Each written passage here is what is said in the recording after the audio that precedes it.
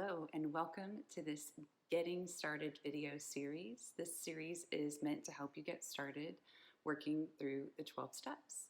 So today we're going to be talking about step 3. I'm going to go ahead and read step 3 with you right now.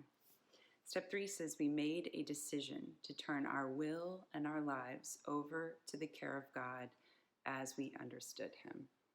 So we come to step 3 after steps 1 and 2, ready to re-engage with God and recognizing more and more the fact that we're not God.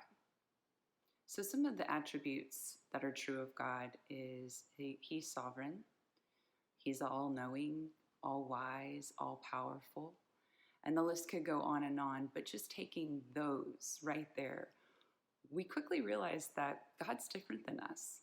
We have limitations and we're finite beings, and that's very different than an infinite God, which means that we were never created to be God, but we were created to have a relationship with Him. And when we get honest with ourselves in step 1 and step 2, we realize that part of what's gone wrong is just that. We've tried to play God, and we've come up against our own lack of qualifications for that role. We're not qualified to be God. And that's actually really freeing, because instead of continuing to try, we're actually given the opportunity to totally turn it over to God and let Him be God in our lives. This is an act of surrendering my will to God's will, knowing that God's wisdom and God's ways are far greater than my own. And because of that, I want to seek Him and seek His wisdom and seek His ways. And when I do that, that doesn't mean that I no longer have a will. God has given us free will, and the Bible is clear on that.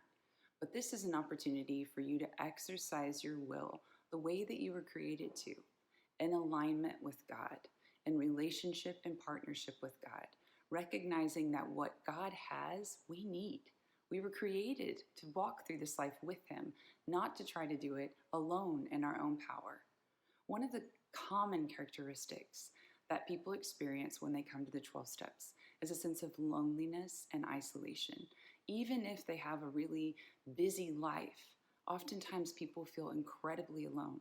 And one of the major reasons that that is true is because we've been trying to do life alone, in our own power, in our own strength. This step is one of the most powerful steps that we will work, because as we practice turning our lives and our wills over to God's care, as we practice seeking His will and His ways, and use our will to align with Him, one of the most freeing things happens. We dethrone ourselves. We take ourselves out of the hot seat and we let God be God. One of the sayings in recovery that we use in this step is let go and let God. It's simple, but sometimes when you're so used to doing things in your own power, you need something simple like that to remind yourself when you start to try to do things in your own power again. I need to let go and let God. This step is about turning over our will and our ways to God's will and God's ways. It still requires faith, it requires humility, it requires honesty, and it requires surrender. So in this step, we start to take action. We start to surrender to God and seek His will and ways. And that's exactly where we need to be to start step 4 and getting honest with ourselves and doing an honest moral inventory.